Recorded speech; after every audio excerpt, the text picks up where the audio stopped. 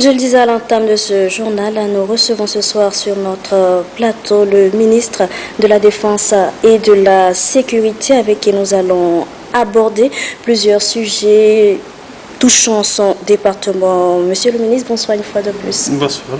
Avant d'entrer dans le vif du sujet, je vous invite à suivre ce commentaire d'Amana Issa Azina sur les raisons ayant amené le gouvernement à demander à l'Assemblée nationale de proroger l'état d'urgence pour 4 mois. Suivez. Adopté pour la première fois le 19 août 2019 en Conseil extraordinaire des ministres, la question sur l'état d'urgence reste toujours d'actualité. La première phase, qui n'a que duré 21 jours exactement, a montré ses forces sur plusieurs points. Selon le propre terme du ministre en charge de la Défense nationale et de la Sécurité, le général des corps d'armée Mohamed Abbali Salah, le conflit qui opposait les différentes communautés censées cohabiter s'est vu arrêté grâce à la promptitude et à la détermination des forces de l'ordre et de sécurité. La maîtrise des frontières par les hommes entrerlis est une vérité qui ne demande plus d'explication. Autre résultat enregistré est la récupération des milliers d'armes de guerre détenues illégalement par les civils. Malgré cet exploit remarquable, le gouvernement n'est pas du tout satisfait, car selon les sources sécuritaires, plusieurs civils détiennent encore les armes de guerre, ce qui laisse entrevoir une réelle fragilité dans cette accalmie retrouvée. D'ailleurs, selon le rapport de l'ONU, environ 22 millions d'armes seraient entrées au Tchad à travers la frontière. Et c'est au regard de ces raisons valablement défendues que le gouvernement a déposé sur la table de la représentation nationale le projet de loi portant prorogation de l'état d'urgence dans la province du Ouaddaï, de Silla et du Tibesti. Ce mardi 10 septembre au Palais de la Démocratie, l'Assemblée nationale approuve par acclamation le projet de loi portant prorogation de l'état d'urgence dans ces 3 provinces et ce pour une durée de 4 mois. Il est question pour le gouvernement tchadien de réinstaurer la sécurité dans ces provinces durant cette période. Une autre préoccupation pendant cette prorogation étant d'en finir définitivement avec l'épineuse question d'orpaillage illégal, source d'insécurité dans les zones aurifères que compte le Tchad. L'état d'urgence ainsi prorogé permettra sans nul doute au gouvernement de démanteler certains réseaux de trafic d'armes. Au gouvernement, responsables politiques, leaders religieux, autorités traditionnelles, bref, toutes les sensibilités socio-professionnelles du pays doivent parler le même langage pour un retour définitif de la tranquillité. Même si le défi reste grand, les forces de défense et de sécurité ont prouvé leur capacité pendant la première phase de l'état d'urgence de ramener la paix et rien que la paix dans ces provinces concernées. Monsieur le ministre, votre département ministériel est au centre de la mise en œuvre des principes de l'état d'urgence. Après 3 semaines, quel bilan faites-vous? Merci. Avant de répondre à la question, je voudrais profiter de l'occasion pour remercier en fait notre structure de la télé pour nous donner cette occasion de mettre en fait à la disposition de la population de nos activités. Peut-être avant de parler du bilan, il est important aussi de souligner qu'est-ce qui nous a poussé à aller en fait décréter cet état d'urgence. Il faut aussi souligner que les activités des états d'urgence ne sont pas des activités nouvelles. C'est important de le souligner. Et aussi, l'état d'urgence ne donne pas aussi, nous donne pas à nous la possibilité de faire quelque chose qui n'est pas, qu'on n'a pas l'habitude de le faire. Mais il faut savoir que les derniers événements qui sont surtout déroulés au niveau de l'Est, surtout les conflits intercommunautaires et les circulations des armes, nous avons pensé qu'il faut passer aux vitesses supérieures. Et ça, l'état d'urgence nous permettra de mobiliser un peu plus de nombre de personnes que prévu et mobiliser un peu plus de moyens. Mais l'état d'urgence, les 21 jours que nous avons travaillé a donné des résultats. Nous avons récupéré un nombre important des armes. Et je pense que c'est la clé, c'est le point essentiel. J'ai toujours souligné que si aujourd'hui nous comptons beaucoup de morts dans des conflits intercommunautaires parce que la population utilise des armes de guerre. si la population utilisait des armes blanches, je pense que le nombre ne va pas être très important. Donc nous avons mis l'accent sur le désarmement. On est en train d'avancer. Nous sommes à peu près depuis cet après-midi à 500 et quelques armes récupérées. Ça seulement dans les deux provinces. Mais le désarmement aussi continue dans toute l'étendue du territoire. Il faut aussi le souligner. Donc, et nous avons aussi constaté lors de notre déplacement à l'Est, notre déplacement est l'objet de suivre nos activités de l'état d'urgence. On a constaté aussi qu'une accalmie est revenue, c'est-à-dire qu'il n'y a pas eu vraiment des événements depuis que l'état d'urgence a été décrété. Et donc c'est ça à peu près le bilan mis en cours que nous avons présenté. Un bilan positif. Oui, et c'est pour cette raison que nous avons eu l'accord de nos parlementaires pour prolonger l'état d'urgence à 4 mois, parce que nous pensons qu'on est en train d'avoir des résultats. Et justement, dans le cadre toujours de l'état d'urgence, certaines frontières ont été fermées et des véhicules sans plaque interdits de circulation. Les consignes qui sont prises qui sont prises dans des localités qui n'en ont pas l'habitude, pourront-elles être respectées? Moi, je pense que ce qui est important, c'est pas les consignes doivent être respectées. Est-ce que les mesures sont des bonnes mesures? Moi, je pense que c'est ça la clé des réponses. Parce que si ce que nous faisons est avantageux pour notre pays, pour la population et pour l'intérêt de notre sécurité, il n'y a pas raison où ça ne doit pas s'appliquer. Ça doit s'appliquer sur l'ensemble du territoire. Aujourd'hui, vous avez fait le cas en fait des véhicules, par exemple, non identifiés, ça veut dire les véhicules qui n'ont pas de plaques, et vous avez aussi cité des provinces, par exemple, qui n'ont pas l'habitude. Je suis tout à fait d'accord, mais il faut que ces désordres doivent s'arrêter un jour, et nous pensons que le moment est arrivé, et cette règle que nous demandons, que les véhicules soient matriculés, ça contribue aussi à la sécurité de la population. Aujourd'hui, nous constatons depuis que les problèmes au nord ou bien à l'est, les pays, au Soudan ou la Libye, ont des difficultés, nous constatons des gaves, des braquages. Mais quand la population nous informe, à nous, les forces de sécurité, nous disent qu'un véhicule blanc qui nous a en fait arraché des biens. Mais si ces véhicules étaient immatriculés, c'est plus précis. Donc nous pensons que ce que nous allons en train de faire, il faut voir, et c'est normal, dans un pays, il y aura un moment où nous allons se mettre en ordre. Et nous pensons qu'avec tout ce qui se passe aujourd'hui dans les pays frontaliers, il est normal que nous nous réveillons et que nous mettons tout en ordre, surtout les réglementations de nos véhicules. Les frontières, je suis tout à fait d'accord, vous avez cité la fermeture des frontières. En fait, en réalité, justement, il y a même en dehors de nos frontières, des couloirs sont fermés. Oui, je suis tout à fait d'accord. On ne peut pas dire qu'on a fermé des frontières.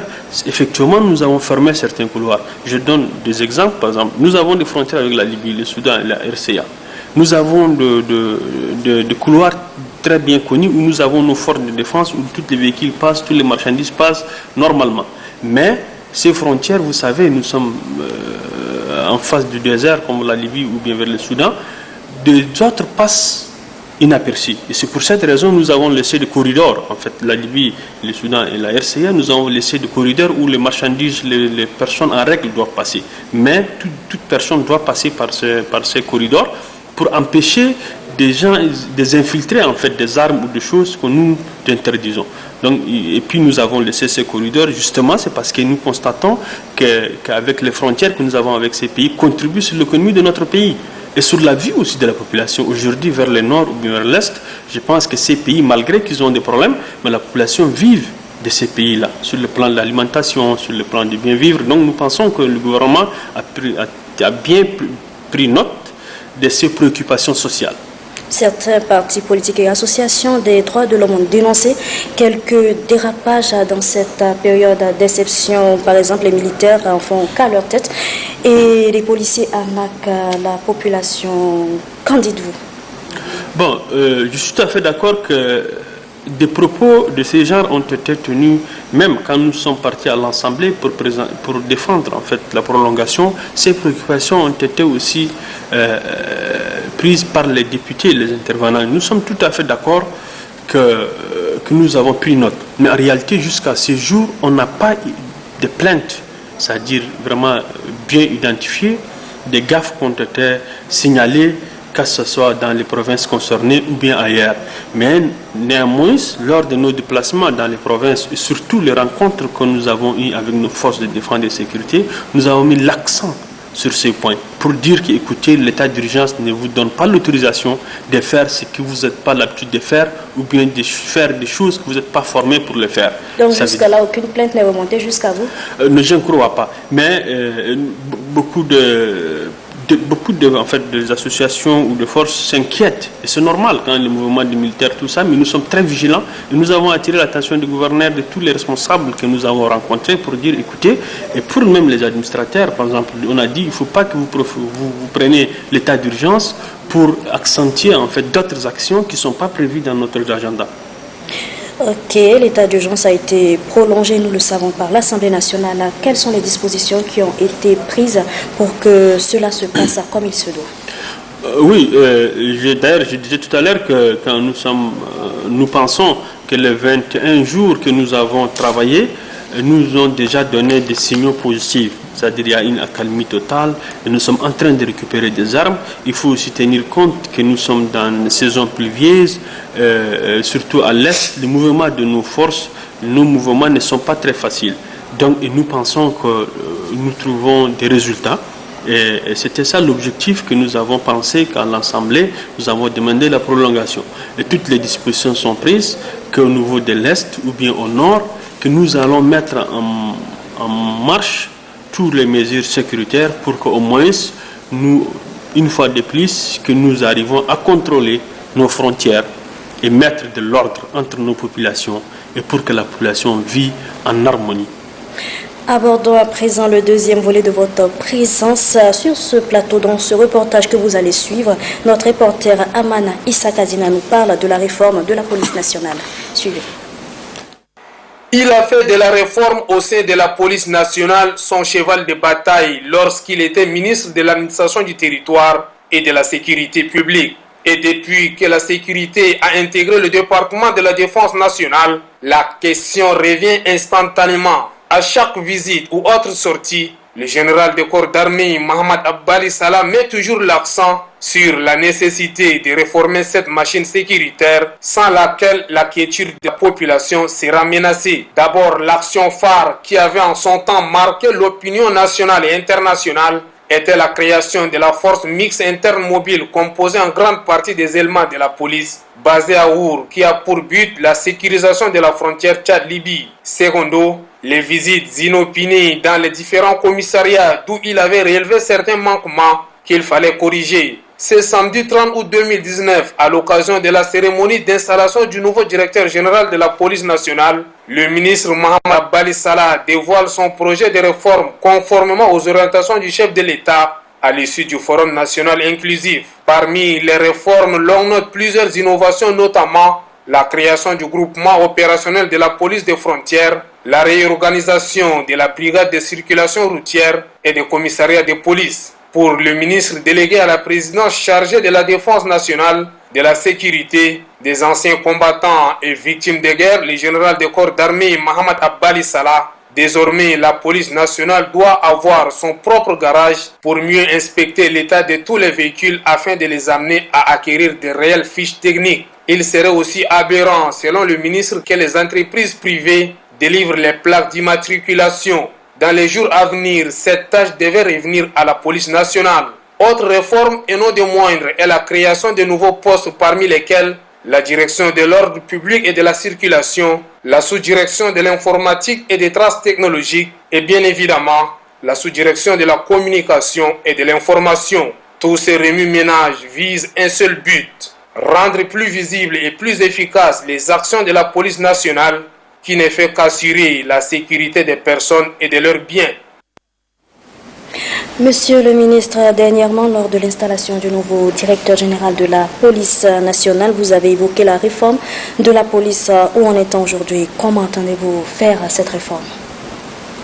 Oui, il faut noter que les réformes des institutions de l'État, c'est des recommandations de l'ordre forum, c'est-à-dire qui a fait naître la 4e République. Et il faut aussi noter que nous constatons certainement des manquements au sein de notre police nationale. Donc il est tout à fait normal quand vous installez un nouveau responsable à une direction, il faut que vous évoquez les insuffisances constatées dans les services.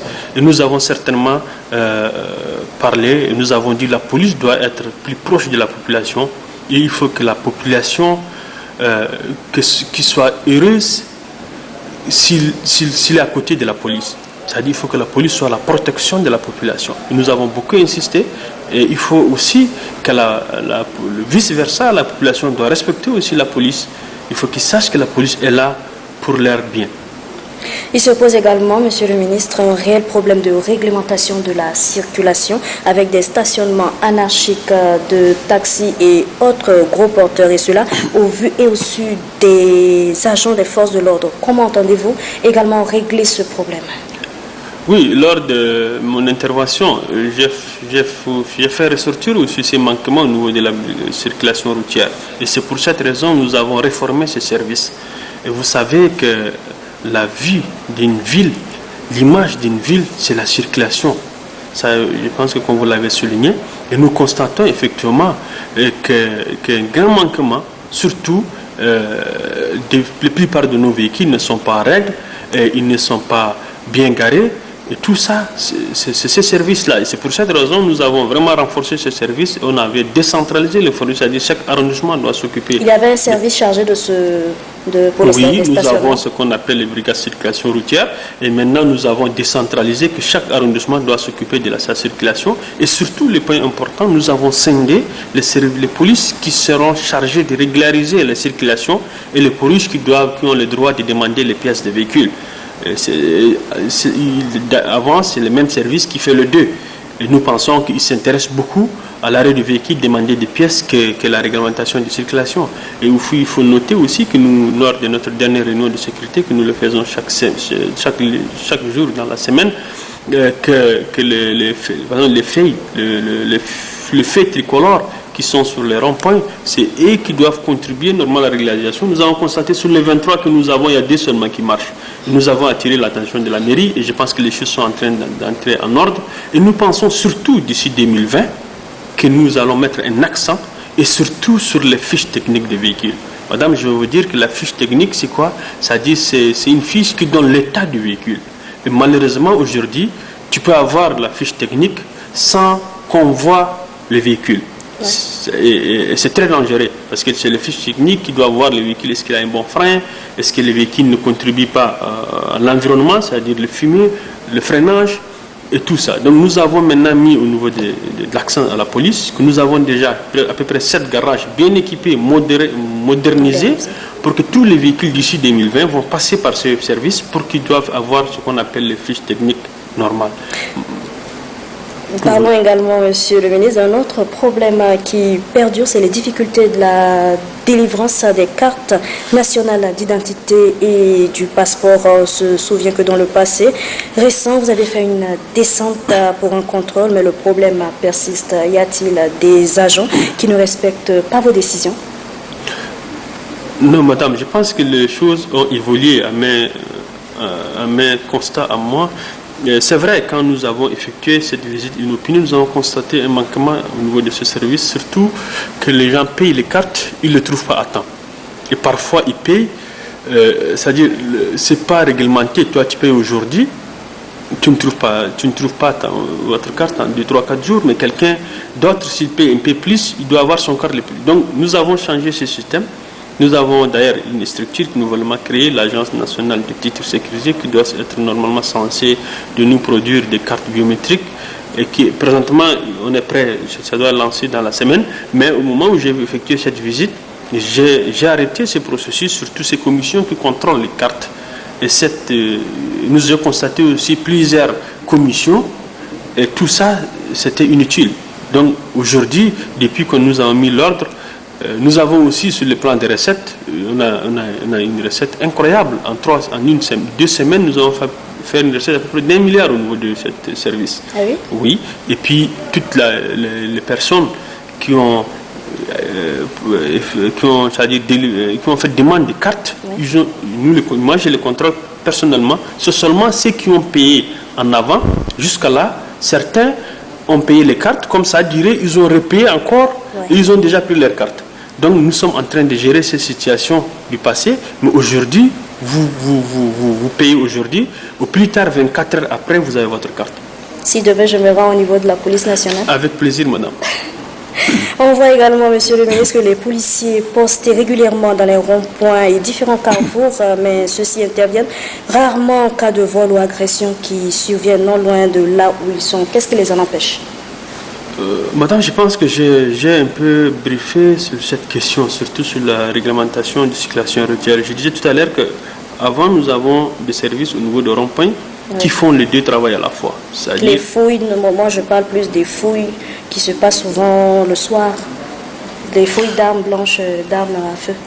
Oui, ça c'est carrément autre chose, madame. Nous avons ce qu'on appelle une commission mixte, c'est-à-dire la police, la gendarmerie, la GNT, que nous faisons des fouilles inopinées dans le cas de désarmement. Oui. Madame, je vous rassure qu'à part l'état d'urgence, il faut savoir aussi ces forces de défense font un travail. Il n'y a pas une semaine où nous récupérons à peu près vingtaine, trentaine des armes à feu, pas seulement des armes blanches. Donc je pense que nous saluons en fait ce travail que la police est en train de le faire. Au niveau de rond-point, je disais tout à l'heure que nous avons maintenant changé les donnes. Ceux qui seront censés dérégulariser les circulations des véhicules vont faire leur travail. Et les services qui seront censés à contrôler les véhicules, les pièces, seront d'autres services avec une autre uniforme. Ok, notre entretien tire à sa fin, monsieur le ministre. Avez-vous un message à faire passer à nos téléspectateurs? Oui, madame, je pense que nous avons parlé des réformes. Les réformes que nous voulons les faire, ou bien le travail que la police nationale fait, il faut noter que c'est un travail pour la population. Nous sommes là pour la population, pour leur bien et pour leur sécurité. Sans leur contribution, nous ne pouvons pas réussir cette mission. Et je pense que j'ai toujours dit ça. Après le forum, nous avons beaucoup parlé de la patrie. Je pense que la patrie n'est pas seulement verbale. Dans ce projet de patrie, il faut que chacun amène sa contribution. Et franchement, moi, en tant que ministre en charge de la sécurité, je pense que nous mettons beaucoup sur l'État. Or, plus de 60% de faits doivent venir de la population. Aujourd'hui, je donne un exemple. Quelqu'un qui a un véhicule, un policier t'arrête pour vous dire qu'écoutez, vous avez une infraction que vous devez payer 4 000 pour l'État. Et si vous enlevez 2 000 ou 2 000 francs corrompre cette policier pour passer, je pense que vous n'avez pas fait votre devoir. Il ne faut plus parler de la patrie. C'est valable pour d'autres actions. Mais quelquefois, même les 4 000 que les usagers payent n'ont aucun reçu. Donc, on ne sait pas si ça rentre vraiment dans les caisses de l'État. Madame, je pense que je disais la même chose. Si quand vous payez, vous prenez votre reçu, vous savez que ça entre. Ouais. Mais quand vous ne voulez pas prendre le reçu qui est à 4 000 et vous voulez donner 1 000 francs aux policiers, c'est que vous avez contribué à la corruption. Et c'est valable, madame, je veux dire aussi pour d'autres actions que nous sommes en train d'entreprendre.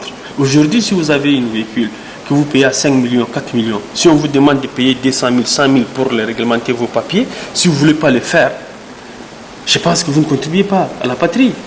Et si aujourd'hui un policier t'arrête et vous ne voulez pas arrêter, et si vous narguez le policier ou bien vous traversez, je pense que vous avez fait aussi une infraction à la patrie.